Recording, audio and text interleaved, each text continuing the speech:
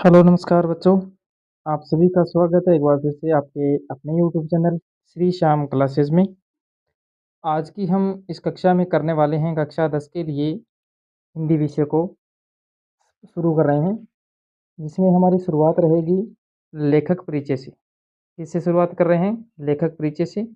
और जो बच्चे इस चैनल पर पहली बार आए हैं वो चैनल को जो है वो लाइक करें, और साथ में जो है हमारी इस अपने यूट्यूब चैनल को कर लीजिए आप सब्सक्राइब, ठीक है। और बेल आइकन को दबा के रख ले लीजिएगा, ताकि जैसी कोई नई वीडियो आता है तो आपके लिए जो है सबसे पहले अवेलेबल रहेगा। चलिए शुरू कर लेते हैं क्लास को, वक्त को नहीं जाया करते हैं। और हमारे लेखक परिचय में हम सबसे पहले पढ़ते हैं शिव पूजन सहाय के बारे में।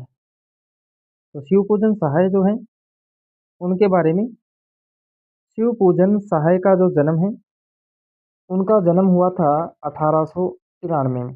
कौन से सन में? 1893 में। गांव था उनावास और जिला लगता था भोजपुर, ठीक है ना। जिला भोजपुर और बिहार में इनका जन्म हुआ। बचपन का जो उनका नाम था वो था भोलानाथ। नाम रख लीजिएगा याद जरूर।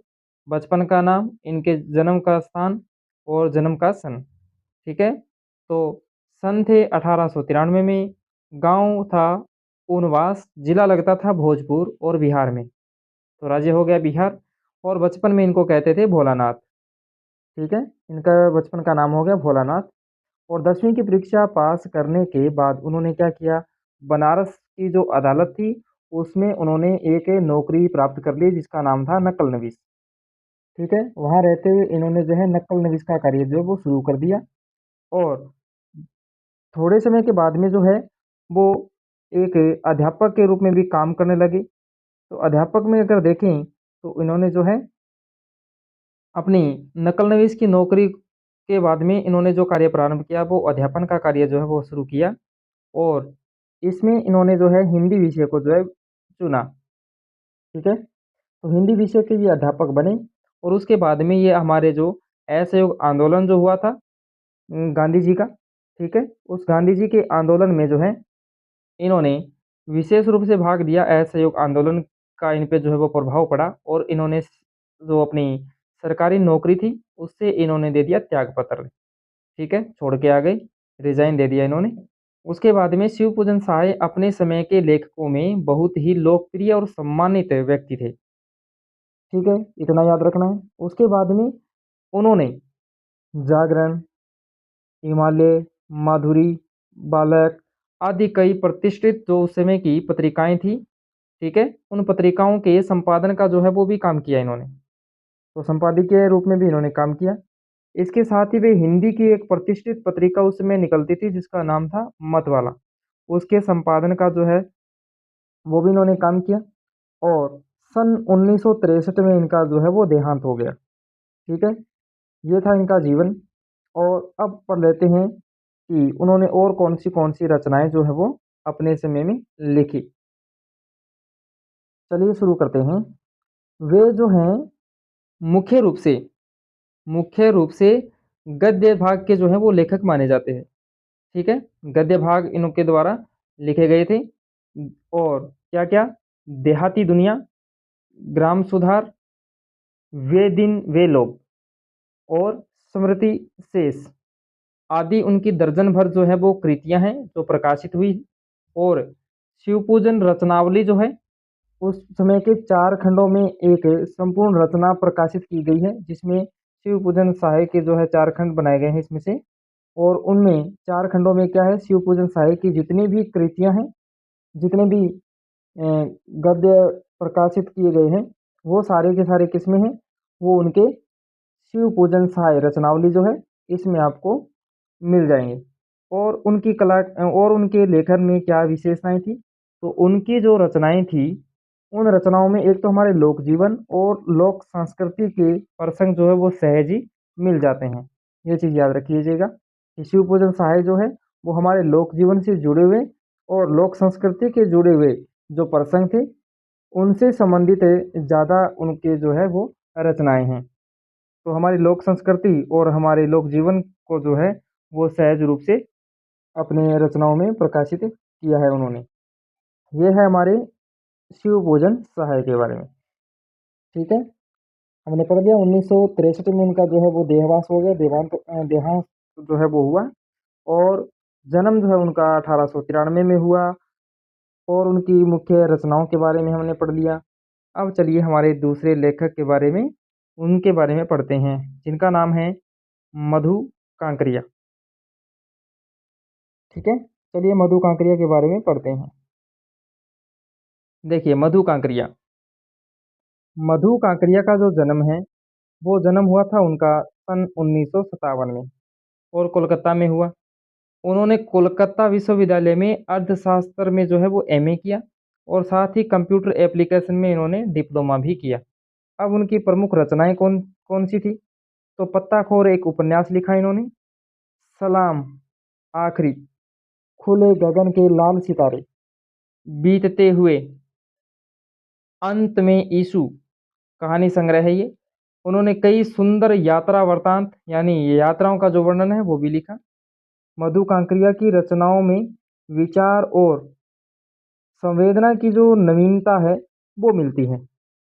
और समाज में आज के समय में जो व्याप्त अनेक ज्वलंत समस्याएं जैसे हैं, उन समस्याओं को उन्होंने जो है अपनी इन कृतियों में मुख्य रूप से उतारने की कोशिश की है। जिसमें से अगर बात करें तो देखिए कौन सी थी। नंबर मधु कांकरिया की रचनाओं में अगर सबसे पहले बात करें तो संस्कृति यानी अपसंस्कृति, अपसंस्कृति। उसके बाद में महानगर की घुटन, यानी महानगर का जो माहौल होता है उसको अपने उन्होंने जो है अपनी कृति में उ, उतारने का काम किया है। और असुरक्षा के बीच युवाओं में बढ़ती नशे की जो आदत है उसको लेकर भी उन्होंने रचनाएं लिखी। उसके बाद में लालबत्ती इलाके की जो पीड़ा है आदि इन रचनाओं के जो है बारे में इन्होंने विशेष रूप से लिखा। ये इनके रचनाओं के जो है मुख्य विषय थे। तो इन लेखक कृतियों में आपको विशेष रूप से इनके जन्म स्थान, उनकी मुख्य कृतियाँ और उनकी उपलब्धियाँ जो है ये याद रखनी है। अब हमारे अगले जो लेखक हैं उनके बारे में पढ़ते हैं, जिनका नाम है एगे। एगे के बारे में पढ़ते हैं और इनकी कौन सी रचनाएं थी, कब इनका जन्म हुआ। तो देखिए सच्चिदानंद हीरानंद वात्सल वात्स्यन जो है इनको अगे के नाम से कहते हैं। और इनका जो जन्म हुआ था 1911 में हुआ, उत्तर प्रदेश के देवरिया जिले में। और कसिया यानी कुशीनगर इलाके में जो है इनका जन्म हो गया। प्रारंभिक इनकी जो शिक्षा थी वो उन्होंने जम्मू कश्मीर से प्रारंभ की, और वहाँ से पूर्ण करने के बाद में इन्होंने जो है वो बीएससी की जो पढ़ाई है वो लाहौर से की। और क्रांतिकारी हमारा जो आंदोलन था उसमें भी ये भाग लेते रहे, और उसकी वजह से इनको क्या है एक बार जेल भी जाना पड़ा। ठीक है, तो जेल की यात्रा भी इन्होंने की। उसके बाद में अब पढ़ते हैं इनके साहित्य के बारे में। तो साहित्य के बारे में अगर देखें तो साहित्य एवं पत्रकारिता को पूर्णतः समर्पित आगे ने अनेक देश विदेश की जो है यात्राएं वो भी की। उन्होंने कई नौकरियां जो है वो भी की, और उनको छोड़ा भी।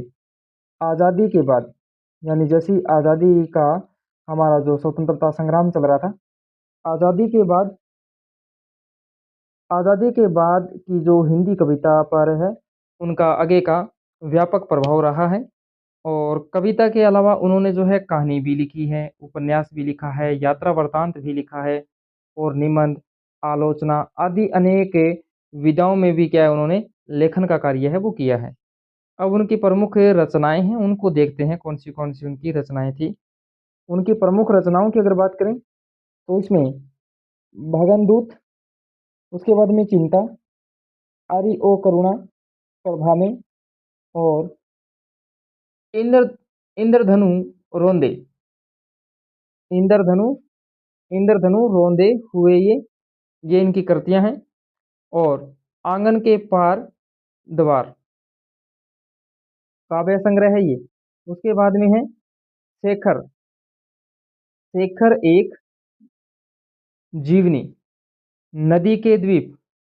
ठीक है, नदी के द्वीप, ये उपन्यास है इनका।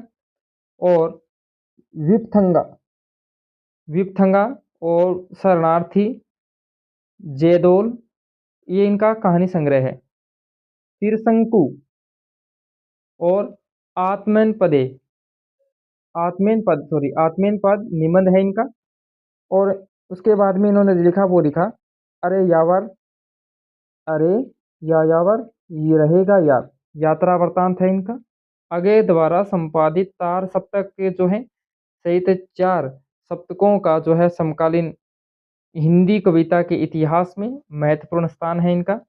और साहित्य और अकादमी, जो है साहित्य और अकादमी एवं ज्ञानपीठ पुरस्कार सहित अनेक राष्ट्रीय और अंतर्राष्ट्रीय पुरस्कारों से जो है इनको पुरस्कारित किया गया है। और सन बात करते हैं सन 1987 में, 1987 में जो है इनका देहांत हो जाता है। और बौद्धिकता की छाप, बौद्धिकता की जो छाप है आगे के संपूर्ण लेखन में मिलती है।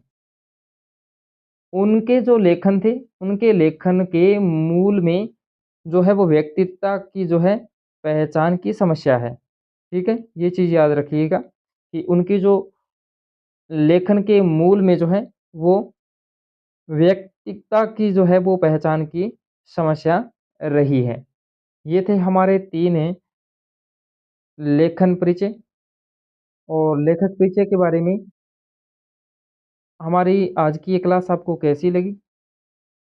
ज़रूर बताइएगा। और इसमें आपको जो है विशेष रूप से याद है, इनके एक तो याद रखना है सिर्फ़ लेखक परिचय में कि इनके जन्म का स्थान, ठीक है? जन्म और स्थान, उसके बाद में उनकी जो है रचनाएँ कौन-कौन सी थी, ठीक है? रचना। और उसके साथ में आपको याद रखना है इनका मृत्यु का जो वर्ष है, वो याद रखना है कि देहांत या देवास कब हुआ, वो याद रखना है। और उनके अगर किसी का है तो बचपन का जो नाम है वो ज़रूर याद रखिएगा, ठीक है? इन चीज़ों को आप याद रखिएगा। तो आपका जो है वो लेखन परिचय अवश्य पूर्ण हो जाएगा। और थोड़ी-सी रुचि लेकर अगर आप अध्ययन करते हैं तो काफ़ी बढ़िया है ये। और मिलते हैं आगे की अपनी इस नई क्लास में। उसमें भी कक्षा 10 के लिए, 8 के लिए, 9 के लिए जो है वो कक्षाएँ अब रेगुलर जो है वो जारी रहेगी। तो सभी बच्चों से अनुरोध एक बार फिर से है कि जिन बच्चों ने कक्षाएँ देखी हैं, वो प्लीज़ अपना जो कमेंट है वो ज़रूर लिखें। और साथ ही चैनल को सब्सक्राइब ज़रूर कर लीजिएगा। आगे बताइए कि किस चीज़ की जो है वीडियो जो है वो लगानी ज़रूरी आपको अच्छी लगती है, वो बताइएगा। चलिए मिलते हैं आगे की कक्षा में, तब तक के लिए जय हिंद, जय राजस्थान।